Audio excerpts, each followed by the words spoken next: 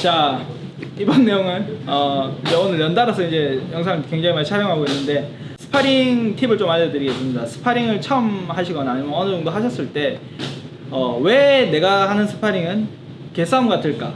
왜 내가 하는 스파링이 이렇게 멋이 없어 보일까? 그 이유 중에 큰 것 중에 하나는 제대로 된 밸런스를 치지 않고 이렇게 스파링을 하시는 경우가 되게 많기 때문입니다. 그러면 제대로 된 밸런스를 잡고 멋진 폼으로 이렇게 스파링을 하려고 하면은 어떻게 해야 되는가?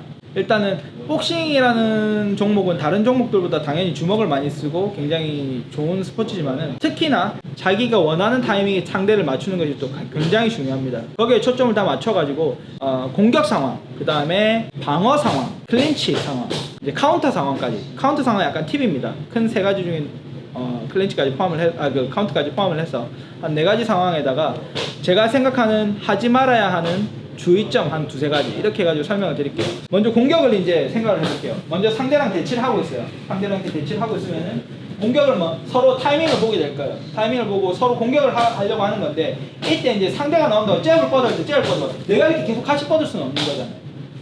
내가 방어를 해야 될지 지금 상대방 공격이 유효한지 내게 유효한지 처음에는 주먹을 잽 정도로 섞게 되는 거예요. 이제 서로 타이밍을 보는 겁니다. 보다 거리나 자기 길이에 맞는 거리도 찾아야 될 거고 타이밍을 찾아야 될 건데 잽을 뻗어요. 이런 식으로 처음 보면 잽 같은 서로 공격 타이밍을 보게 되는 거예요. 그래서 먼저 자기가 유효 거리를 맞추게 되면은 이제 공격을 하기 위해서 이제 펀치들을 뻗기 시작하죠. 잽 이렇게 전진을 하면서 공격을 하는 이런 타이밍입니다. 성공을 하는 거예요. 주먹을 절대 다른 사람들하고 많이 이렇게 툭툭 쳐봐요. 같이 섞지 마세요. 이렇게 이런 경우들이 있는데 이렇게 계속 섞는 것이 아니라 방어를 확실히 하고 공격은 자기 타이밍에 가져오는 것이 굉장히 중요해요. 잽 이렇게. 그래서 이 공격 타이밍은 인파이팅과 아웃복싱으로 당연히 나뉩니다. 둘 다 공격적일 수가 있어요. 어그레시브하다는 얘기를 들을 때마다 항상 앞으로 전진하는 사람한테 이제 어그레시브 점수를 그게 뭔지도 모르겠지만 주는 경우가 되게 많은데 인사이드도 아웃사이드는 공격적으로는 플레이할 수가 있는 거예요. 뭐든지. 그래서 이제 공격을 할 때 먼저 이렇게 이제 공격을 해주는 거 원투 자기 타이밍을 잡아 공격을 해주는 거예요. 그러다가 완전히 자기 타이밍이 아닐 때는 이제 남이 들어올 때 방어를 해주는 거죠. 원투 칠게요. 원투 방어를 해주는 거죠. 방어를 해주는 거예요. 다시 자기가 타이밍 뺏었죠. 이 사람이 치고 타이밍을 이제 제대로 놓고 다 가드를 해냈어요. 그 다음에 다시 원투 자기 타이밍을 잡고 아시겠죠? 그리고 만약에 아웃파이팅이다. 이제 뒤로 사이드로 빠지면서 체크 올려주기도 하고 그 다음에 나왔을 때 수비를 피해. 그렇죠. 수비를 피하기도 하고 클린치로 들어오기도 하고 원투 꼭 들어오면서 걸려. 빠지다 하고 그러면서 살짝씩 빠져. 그렇죠. 아웃사이드로 빠지고 이런 식으로 방어가 됐다는 가정하에 정확한 타이밍에 자기 공격 순서를 끌어내서 공격할 때는 주먹이 많이 섞이지 않도록 하는 것이 포인트입니다.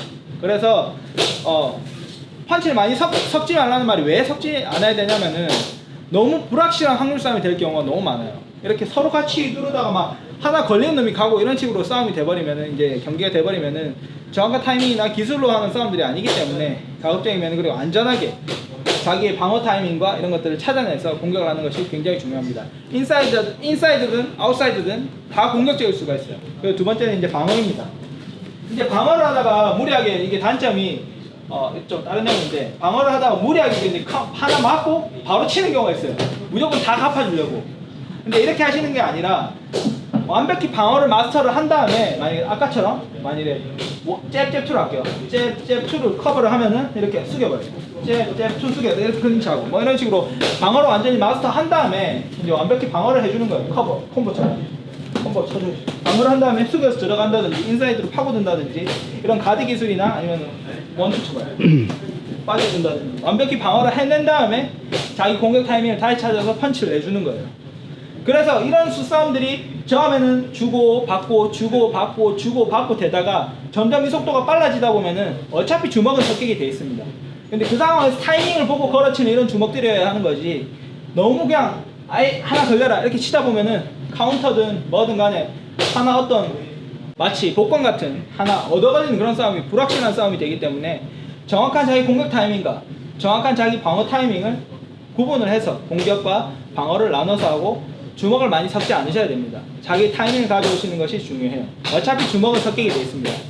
그리고 이제 세 번째가 바로 또 이제 클린치인데요. 이 모든 것을 이제 또 가능하게 해주는 게 바로 클린치예요. 왜냐면은 서로 이렇게 대치를 하고 주고받고가 아니라 한 명이 엄청나게 조지로 나왔어. 그러니까 막 연타를 막 다다다 치러 나왔다고.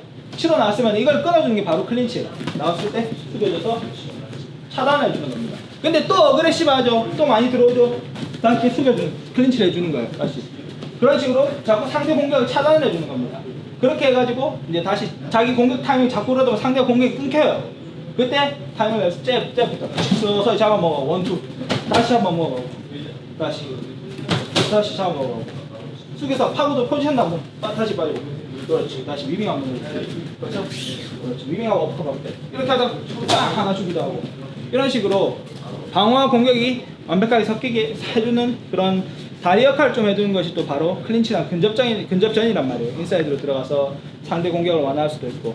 그래서 이런 인사이드 파이팅 기술들이 클린치 기술 이런 것들이 굉장히 필수입니다. 그래서 이런 세 가지 공격과 방어 그리고 클린치 상황 이런 것들을 잘 나누어서 연습을 하시고 또 이제 다르게 설명할 게 바로 카운터예요. 카운터인데 카운터가 왜 중요하냐면 아까처럼 공격을 자기 공격 타이밍 그 다음에 자기 방어 타이밍 그 다음에 아까 클린치 타이밍과도 약간 유사한데 상대방과 주먹의 어떤 수를 약간씩 슬슬 얽어 나가는 부분 중에 하나 바로 카운터예요.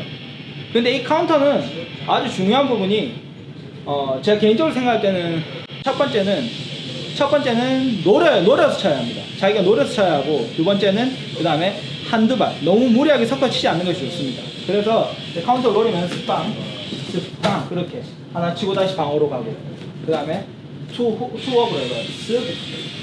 이런 식으로 카운터를 조금씩 먹여주는 겁니다. 그래서 아까 말씀드린 공격과 방어 그 다음에 클린치 카운터 타이밍 그런 것들을 적재적소에 나눠서 이번 턴에는 내가 어떤 걸 할 것인가 이렇게 주고받고 하다가 서로 점점 템포를 높여 나가다 보면은 주먹이 슬슬 섞이게 되고 굉장히 멋진 스파링을 하실 수가 있게 될 거예요.